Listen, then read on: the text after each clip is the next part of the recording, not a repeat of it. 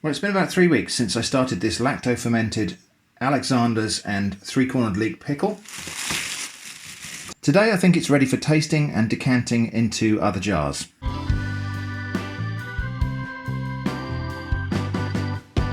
Okay, so this has been 3 weeks pickling. In all honesty, it was probably ready at the end of the last video. They say anything lower than pH 4 is generally safe to eat, and this was already there. So I'm just checking around the top for any signs of mould. It's all looking very sound. You'll notice that the colour has changed. It's got a much more cooked appearance to it now, and that's because the pickling process has happened. That's part of the reason why I wanted to leave this for as long as I did, rather than eat it when it was really, really fresh, because I wanted the pickle to pickle, if you know what I mean. Anyway, first thing I'm going to do is just test a little bit of that liquid there. I can already tell you it smells like pickled onions.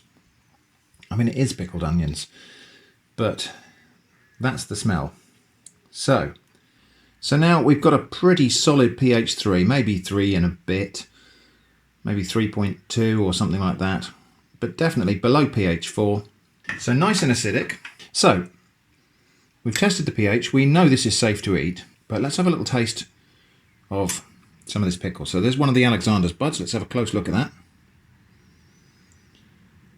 It does look like a tiny cauliflower. What does it taste like? Well, the answer is really good. So there's a lot going on here. There's a kind of carroty parsley flavour. There's a fruity fragrance. There's obviously the salt from the pickle. There's the acidity from the brine. And there's a slight background bitterness, but it's really nicely balanced. That's one of the hogweed stems. Oh, really crisp. And sweet. Let's have a little dig down there and see what else we can find. So that's one of the Alexander stems. Oh, interesting. Different kind of crispness. Kind of soft, but with a bit of a bite to it. Kind of like the texture of cooked asparagus. So, lots going on there. There's a bit of three-cornered leek. Sweet, oniony, salty, really tasty. So yeah, happy that we've made a decent pickle here.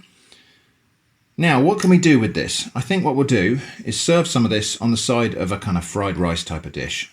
So we'll put that together in a minute, but first I'm going to decant this into smaller jars. I've got an assortment of different size smaller jars here. I'm going to decant this into these. And the reason I've got an assortment of sizes, I've got lots of the same size, but I find this more useful because once you get near the end, you can figure out whether you're going to fill a small or a larger jar. And I think we will do this by grabbing the pickle and packing it into the jars like this, and then we'll top off with the brine when we get near the end. That way I can really pack it down. I mean, I don't think there's any way to pour that out anyway. Oh, there's a dandelion flower. I haven't tasted one of those. So, lacto-fermented pickled dandelion.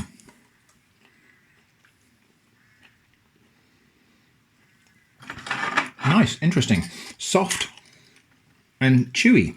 And it's really interesting the way the flavours have really stayed with the individual components of this. So I'll just pack that down. I'm just going to pack up the rest of these jars and then we'll finish up. Now in terms of hygiene here, the jars are not sterilised. They're just washed, they're socially clean. They don't need to be sterile, not like jam making, where a little bit of contamination will spoil everything, because this pickle is alive and the bacteria that pickled this are already in there and have already overcome all of the fungi and other things. So this pickle will resist. I mean, that's the whole point of pickling. It's a way of preserving vegetables, but this pickle will resist spoilage by virtue of how it works, basically. So yeah, it's gone into those 3 jars pretty nicely. Now I'm just going to top off with the brine. Make sure that those are all immersed. Seal them up and store them in a cool place. Now I could just put them in the fridge, but I've got a cool outhouse that I can put them in, and they'll preserve just nicely in a cellar, or in my case I've got a very cool outhouse that's built into the side of the hill.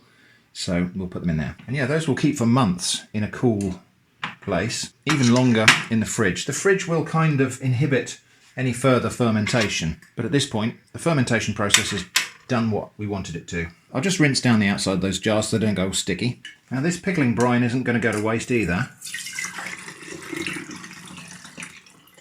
I'm going to save that, because what we've got in here is a mixture of obviously water and salt, but also lactic acid and the juices of those vegetables. Lactic acid is one of the things that makes cheese taste cheesy. So what if you don't have cheese? Can we make something that tastes like cheese using this brine? That's for another video. So for my stir fry, I've just chopped up a load of fresh vegetables. I've also got this lovely cured pork here. This is actually Spanish, I think, but I think it'll work okay in this stir fry.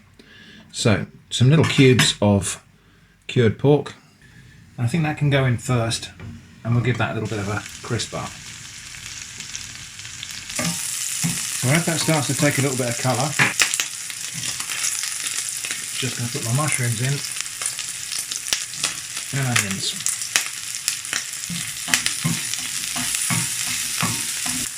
And I'm going to finish this part of the dish with a little bit of barbecue sauce. Well, it's actually hoisin sauce. Okay, and then that comes out and we'll just keep that warm somewhere. All the other vegetables now, or most of the other vegetables now, including peppers and chilies. The soft green parts of the pak choy, I think I'll just keep out for the moment. Now that won't take long at all. So while that's happening, I've got some cooked white rice.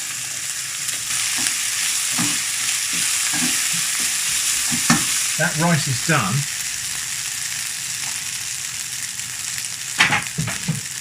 So heat is going to come off of that, and then the green bits go in, just to wilt down in the heat of the rice there. Right, let's plate up.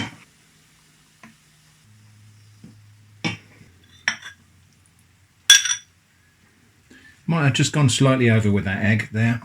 And then, notionally, the star of the show, my lacto-fermented Alexander's and 3-cornered leek pickle. Okay, tasting time. Yeah, that just went a tiny bit over with that egg. That's a shame, but never mind.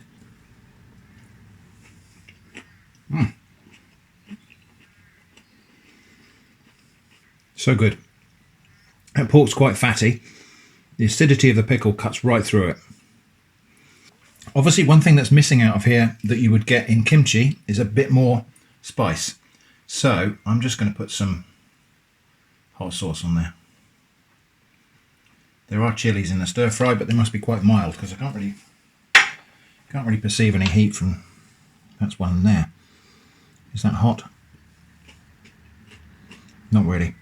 And that weird perfumed aroma that was there in the raw vegetable has definitely mellowed a little bit. It's still present, and it's really nice in a combination like this. It's got a kind of sweet aromatic vibe that's not the same as, but similar to the sweetness of the aroma of five spice. So, lacto-fermented Alexander's pickles, success. I reckon that's probably not going to be for everybody, because it has got quite a distinctive flavour, but it is nice. I think if I was going to make this again, I would just put some chilies in there and give it more of a kimchi vibe. Anyway, I'm going to go and finish my lunch now. But we're not done fermenting, so how about making a sourdough starter? So I've just finished this bottle of cider, not all in one sitting, you understand, and I noticed in the bottom of the bottle there's a little bit of sediment. Completely normal, but if I can just show you inside of there, there is some sediment down the bottom there. I'm going to wash that out, and I'm going to use it to start sourdough, because some of that will be yeast. So I've got a nice clean jar, and I've got my bottle with the yeast sediment in there. I'm going to rinse that out with, we've got some spring water here, so there's no chlorine in this. I'm just going to add a few tablespoons of water to this bottle and give that a really thorough shake. There is still some cider in this, so there's alcohol which will suppress the yeast a little bit, but hopefully we're adding enough water and additional food that will offset it. Now we're going to have a couple of tablespoons of plain flour. And I'll just mix that around, a little bit more than that maybe. There we go, a sort of very loose batter-like slurry. Now, of course, there will be yeast in the flour too, and of course in the air that's circulating around us at the moment. So there's no real guarantee that the sourdough that develops in this jar will have anything at all to do with the cider yeast that's in here, but it's a nice idea. So that's it. I will just cover that with a kitchen paper towel secured with a rubber band, and we'll leave that for a day or two and see what happens. Sourdough starter's had a few days now, and it is actually getting quite bubbly. One of the ways you can tell this is actually starting to work, if you tap it, you can hear a kind of hollow sound, which is all of those air bubbles, well, gas bubbles, in the sourdough starter. So it's looking all right, actually. I'm going to give it a bit more feed, which is going to be some spring water, just about maybe a tablespoonful, and some plain flour, again, about a tablespoonful. Just stir that in. Paper back on so it can breathe, and then we'll just leave that in a kind of warmish place for another couple of days. This cider yeast sourdough has had about 4 or 5 days now, and you can see there's a kind of layer of liquid on top. They call that hooch, so we're going to tip that off. Lose that. We will lose a little bit of the sourdough as well. And you can see that there is some kind of bubbly activity going on in there. Let's just give you a better view inside the jar. You can see there is some sort of bubbliness to it. So what we're going to do now is tip that all out into here, wash out the jar and rinse it, and then we'll add some more flour, give it another feed. Right, jar is washed and rinsed and dried, and we're going to give this sourdough starter a bit more of a feed. So I'll give it some more flour, and we're going to try and achieve a slightly drier consistency now. The main reason for cleaning the jar like that was that you get a kind of crust around the edge here, and that's where you might find mould and bacteria will take over. So just give that a nice stir, and it should come together more like a sort of soft dough now. And that's pretty much as much mixing as I think it'll need for now. I'm just going to let that kind of infuse and soak, and we'll give it another stir in a minute. So it's now been a total of about 5 days since I started this sourdough starter. Let's check in on it and see how it's going. So we can see it's really starting to go quite foamy now. Yep, and it smells kind of like yogurt, I suppose. We're ready to take some of this off and start a batch of bread, and then we'll feed this and keep it going. We're going to use a ratio for this bread, 5 parts flour to 3 parts water by weight. So I'm actually going to make like enough for maybe a pizza base and a loaf. So we will go for 450 grams of flour. I'm using a mixture of just regular plain flour and strong bread flour. Strong flour's just got a bit more protein, a bit more gluten in it. If you want to make really, really fluffy white bread, use strong flour. If you want kind of more of the sourdough artisan type of bread, you don't need to use strong flour, but I'm using a mix of the two. So 450 grams of flour, good, half a tablespoonful of salt. I'll mix those together, and then a good dose from this sourdough, probably like about a third of it maybe, but a good few tablespoons full of the sourdough starter. And then, because we're going for a 5:3 ratio, so we've got 450 grams of flour, 270 grams of water. I'll just put that in. If I wanted this to rise today, I could just use warm water. I've just used cold water because I'm going to leave this for a long prove. In fact, I'm going to leave this to autolyse for a while at cool room temperature. So yeah, that's sufficiently mixed. I'm just going to cover that and leave that for maybe 12 hours, maybe 24 hours. We'll see how it goes. And then we just need to feed up this starter again. So that will just be another couple of spoons of flour, a dash of water. Yep, that's about right. A little white round the rim. And then cover it up and let that continue doing its thing. So anyway, that idea about making some kind of cheese substitute or some cheese stand-in from this pickle juice. This is the lacto-fermented pickle brine. I had a little dummy run of that process just to test out some ideas, and it was actually quite encouraging. The end result I made last time was just a bit wobbly. It still can be grated. It doesn't melt like cheese. It does crisp up, and actually it's quite nice to eat. It's not exactly like cheese, but it's good for some of the same reasons as cheese is good. It's tangy, it's salty, it's kind of funky.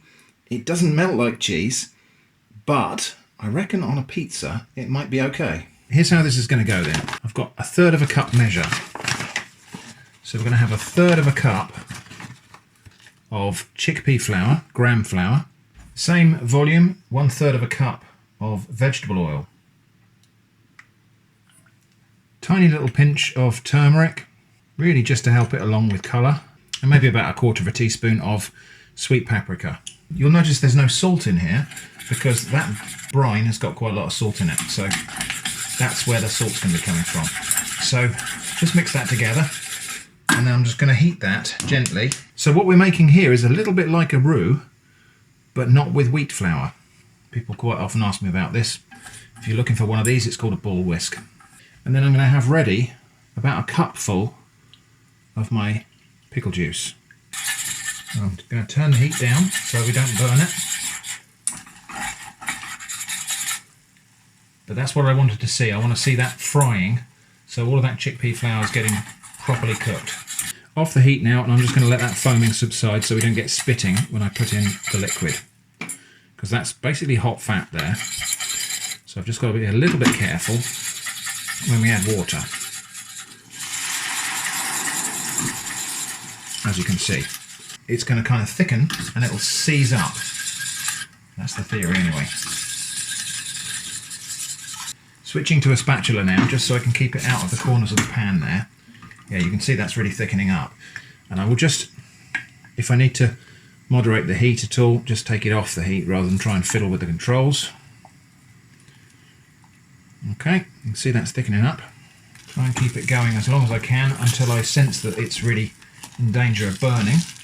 It's starting to form almost like a dough now. Reminds me of making choux pastry. Okay, I think that's probably as far as that's going to go without burning. So that weird lump of chickpea stuff is going to go straight into a Pyrex bowl. Oh, I hope this works. This doesn't look quite as homogeneous as the earlier experiment did, but this has got more oil in it and more chickpea flour. Anyway, so just kind of press that down, try and get the air bubbles out of it.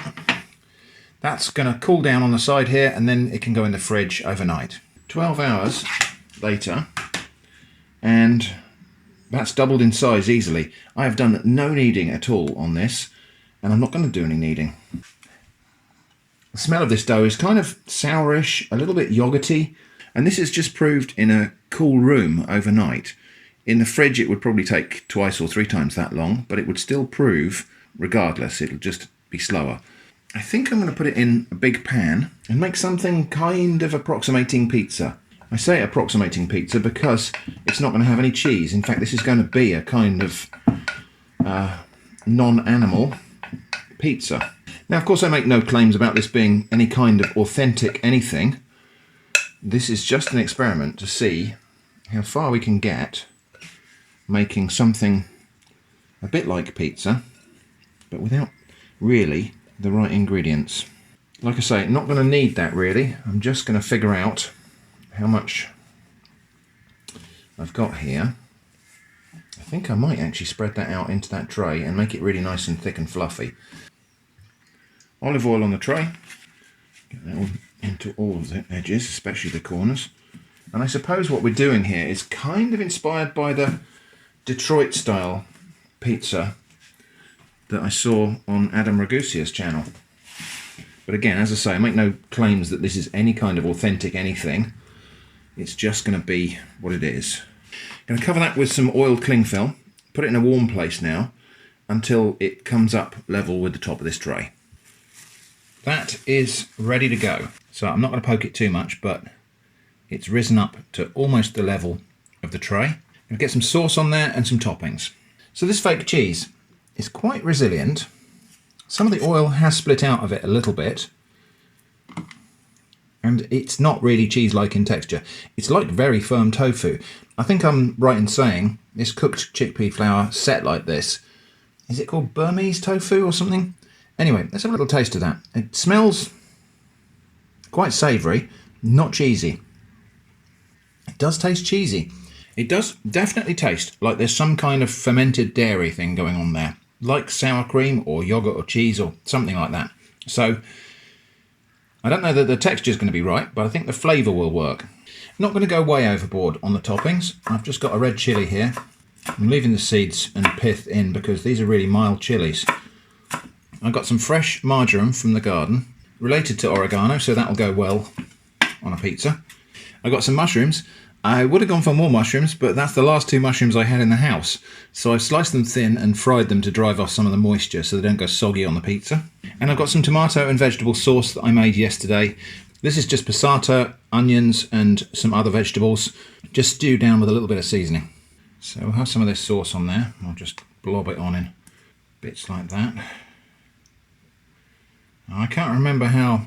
I'm not going to try to go for any kind of authenticity to the Detroit style pizza. I have a feeling it was like some of the sauce, then the cheese, then some more sauce.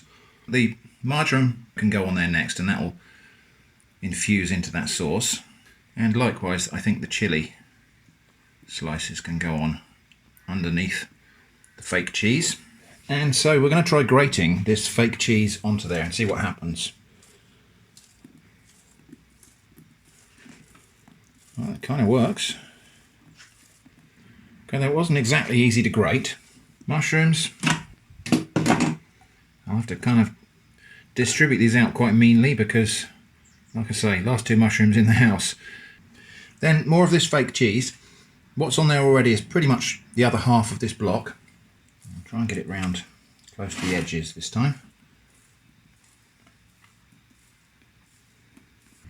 Okay, well that is all of my fake cheese on there.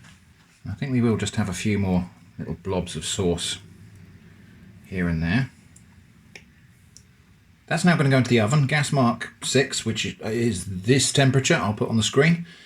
And I'll give that probably 20 minutes and then I'll check in on it. I'm not altogether sure that worked very well. That was more like about 40 minutes. And of course this stuff doesn't melt. So I don't know how good this is going to be, but I'm going to let it cool a little bit and then I'll put it on a rack and we'll cut a piece and give it a taste. Right, well, sourdough bread has baked up lovely and bubbly. Great big bubbles on the bottom, nice bit of browning. Topping's not melty at all, so I don't imagine this is going to be very much like pizza, but is it any good? Okay, that works. It is a bit of a shame that what we've got doesn't have any kind of pull to it like cheese, but it tastes really good. And that kind of funky fermented flavour that you get with sourdough also helps along the fake cheese a bit, I think, and it just, yeah, it definitely tastes good. It's got a really nice sort of range and balance of flavours. It just isn't pizza, that's all. I hope this rambling experimentation with fermentation has been interesting. Thanks for watching, and I hope to see you again soon.